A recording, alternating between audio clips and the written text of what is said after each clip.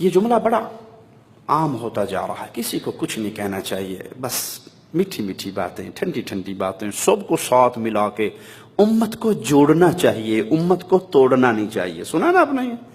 اکثر مولویوں کی زبان سے بھی سن لیتے ہوں گے، امت کو توڑو نا جی۔ آپ توحید کی باتیں کرتے ہو، سنت مصطفیٰ کی باتیں کرتے ہو، بدعات کا رد کرتے ہو، اس سے امت ٹوٹتی ہے، جڑتی نہیں۔ ہم نہ عقیدے کی بات کرتے ہیں، نہ ایمان کی بات کرتے ہیں، نہ سنت کی بات کرتے ہیں۔ ہم کہتے ہیں نماز پڑھ لو اتنا فضیلت ہے، روزہ رکھو اتنی فضیلت ہے، حج کرو تو اتنا۔ ہم فضائل بیان کر کے امت کو جوڑتے ہیں۔ میں کہتا ہوں امت کو ضرور جوڑو، تھوکنال نہ جوڑو، ایلفی نال جوڑو۔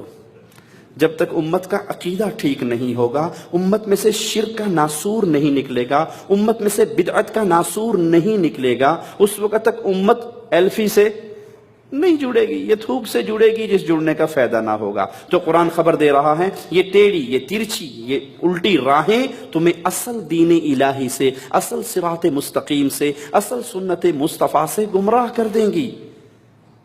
صراط مستقیم صرف ایک ہے، حق صرف ایک ہے، اور حق پنہا ہے کتاب اللہ میں اور سنت مصطفیٰ میں صلی اللہ علیہ وسلم۔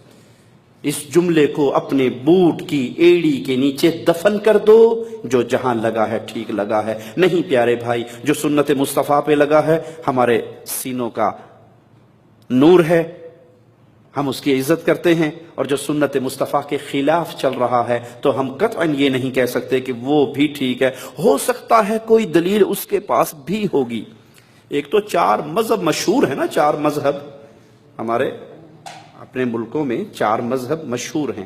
ایک 5واں مذہب بھی ہے، شاید آپ کو اس کا پتہ نہ ہو۔ 5واں مذہب کا نام ہے مذہب ہوگا۔ مذہب ہوگا۔ بھائی آپ کے پیر صاحب نے اپنے قدموں میں سجدے کروائے اپنے مریدوں کے، کیوں؟ ہاں جی، وہ بہت بڑے بزرگ ہیں، ان سے پوچھا نہیں جا سکتا، اس کی دلیل بھی کہیں نہ کہیں ہوگی۔ بھائی آپ کے قادری صاحب کی ہم نے ایک ویڈیو دیکھی، اس نے مردے کو قبر میں اتارنے سے پہلے، بلکہ جنازہ پڑھنے سے پہلے، اس کا کفن کھول کے ہاتھ نکال کے اس مردے کی بھی بیعت لی ہے، اور یہ کہا ہے کہ بغیر بیعت کے اگر میں نے اس کو دفن کر دیا تو پھر ہو سکتا ہے یہ جنت میں نہ جا سکے، کیونکہ میرے سلسلے میں یہ داخل نہیں ہوا تھا۔ تو ہم اس کا کفن کھولیں گے، مردے کا ہاتھ باہر نکالیں گے، اس کو اپنا مرید بنائیں گے، سلسلہ قادریہ میں داخل کریں گے، پھر یہ قبر میں اترے گا، اس کے 14 طبق روشن ہو جائیں گے، ایک تھلو پیا پیا دیکھے گا، میں اللہ کی قسم کھا کے اس کے لفظ نقل کر رہا ہوں، یہ نیچے پڑا پڑا دیکھے گا میری قبر پہ چیڑی آگے بیٹھی ہے، یہ چیڑا، اس کو نیچے سے نر اور مادے کا بھی پتہ لگ جائے گا۔ اور اس مجرم نے واقعی کفن کھولا، ہاتھ نکالا، اور اس کے ہاتھ پہ اپنا ہاتھ رکھ کے بیعت لی۔ اب پوچھا جائے کہ آپ کے حضرت قادری صاحب نے یہ کام کیا ہے، یہ کہاں ہے؟ او جی، آپ گستاخ لوگ ہیں جو پوچھتے ہیں علماء سے، کہیں نہ کہیں تو ہوگا، کہیں نہ کہیں تو ہوگا۔ بھائی کس خو میں ہوگا اس کا نام تو بتا دو، کس کتاب میں ہوگا؟ بیڑا غر کے دارین میں ہوگا، بٹاک العلوم میں ہوگا، کس میں ہوگا؟ نام تو بتاؤ۔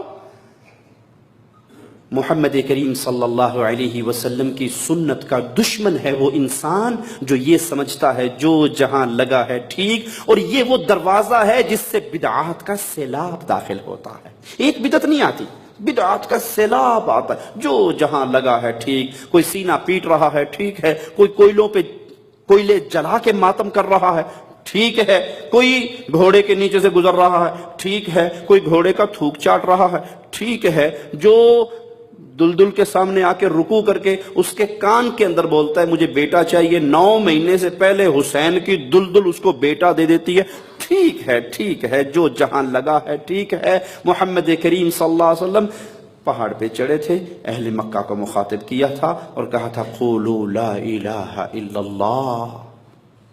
ایک جملہ، سب غلط ہیں، ایک جملہ سچا ہے۔ کفار مکہ نے آ کے ابو طالب کے سامنے شکایت ہی یہ کی تھی، تیرے بھتیجے نے گھر گھر میں لڑائی ڈلوا دی۔ آج کوئی نوجوان ہمارے مشائخ کے دروس میں آ کے جعلیات سے جڑ کے مواحد بن جائے تو انڈیا پاکستان میں بابے کیا کہتے ہیں؟ اے منڈا بھابی ہو گیا، ساڑھے گھر تھے روڑا ہی پہ گیا، لڑائی پڑ گئی ہمارے گھر۔ یہ کہتا ہے ماں تو اگر قبر پہ سجدے کرے گی مر جائے گی، میں جنازہ نہیں پڑھوں گا۔ ابو اگر آپ قبر کا طواف کرو گے مر جاؤ گے، میں جنازہ نہیں پڑھوں گا۔ پہلے اچھے ہنسی خوشی چنگے بھلے رہتے تھے، جو مرضی کرتے تھے، کوئی ٹینشن نہیں تھی۔ اس وہابی نے ہمارے خاندان میں لڑائی ڈلوا دی۔ اس کی منت کی ہے پھوپھی کی بیٹی سے شادی کر لے، یہ کہتی ہے کہ وہ کالے کپڑے پہننے والی، محرم کے دن ماتم کرنے والی ہے، میں مشرکہ سے نکاح نہیں کر سکتا۔ لڑائی پڑ گئی خاندان کے اندر۔ یہی ابو طالب کو آ کے کفار مکہ نے کہا تھا تیرے بھتیجے نے مکے کی گلی گلی میں لڑائی کروا دی ہے۔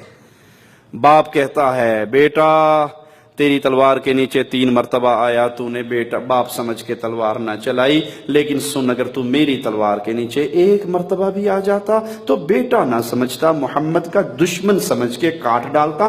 جو جہاں لگا ہے ٹھیک لگا ہے۔ اگر یہ عقیدہ محمدی عقیدہ ہوتا، یہ پیغام مصطفیٰ علیہ السلام کا پیغام ہوتا، تو ابو لہب کو کیا ضرورت تھی کہ وہ پیارے نبی کو کہتا تیرے ہاتھ ٹوٹ جائیں، نعوذ باللہ ثم نعوذ باللہ۔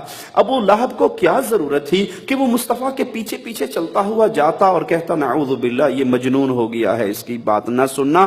پیغام مصطفیٰ یہ ہے، حق صرف وہی ہے جو اللہ کے حکموں میں ہے، حق صرف وہی ہے جو محمد کی سنتوں میں ہے۔ جو سنت مصطفیٰ سے ٹکرائے وہ حق ہو سکتا بھلے کتنا ہی خوبصورت بنا کے پیش کر دو۔ میں مثال دے کے اپنی بات کو آگے چلاتا ہوں۔ اذان کہاں ختم ہوتی ہے جی؟ لا الہ الا اللہ، اذان کا آخری جملہ ہے نا۔ اگر میں آج سے اذان ختم کرنی شروع کر دوں لا الہ الا اللہ محمد الرسول اللہ صلی اللہ علیہ وسلم، میں نے کوئی غلط جملہ تو نہیں کہا، گناہ والی بات تو نہیں کی، کوئی برے جملے تو زبان سے نہیں نکالے، لیکن اذان کا اختتام پہ اگر میں نے یہ اضافہ کر دیا، یہ اضافہ مجھے جنت میں لے جائے گا یا جہنم میں؟ حالانکہ میں تو محمد کریم کا نام لے رہا ہوں، کلمہ پورا کر رہا ہوں۔ اسی لیے مولا علی سیدنا علی نے کہا تھا رضی اللہ عنہ وارضا، عید کی نماز سے پہلے 2 رکعت پڑھنے والے کو دیکھ کر تیری یہ 2 رکعتیں تجھے ہلاک کریں گی۔ اس نے تڑپ کے کہا تھا علی رضی اللہ عنہ وارضا، زبان حال سے اس کے جذبات کی ترجمانی کرنے، ہاتھ ہوڑا رکھو، اتنا سخت فتویٰ نہ لاؤ، میری 2 رکعتیں مجھے ہلاک کریں گی؟ میں تو اللہ کے لیے نماز پڑھ رہا ہوں۔ کہاں پڑھ تو اللہ کے لیے رہا ہے، لیکن عید کی نماز سے پہلے محمد کریم نے عیدگاہ میں کوئی نفل نہیں پڑھے صلی اللہ علیہ وسلم۔ کہا کوئی بات نہیں، نبی نے نہیں پڑھے کوئی بات نہیں، کام تو اچھا ہے نا، میں پڑھ رہا ہوں اللہ کے لیے پڑھ رہا ہوں، گناہ تو نہیں کر رہا۔ کہا اگر یہ اچھا کام ہوتا تو محمد کر کے جاتے، امت کو بتا کے جاتے۔ قرآن دعوت دے رہا ہے آ جاؤ سنت مصطفیٰ پہ بدعات کو چھوڑ کر سیدھے راستے پہ آ جاؤ، ٹیڑھے راستے پہ نہ چلنا۔ ذالکم وصاکم بہ لعلکم تتقون، یہ اللہ تم کو تاکیداً حکم دے رہا ہے تاکہ تم متقی رہو۔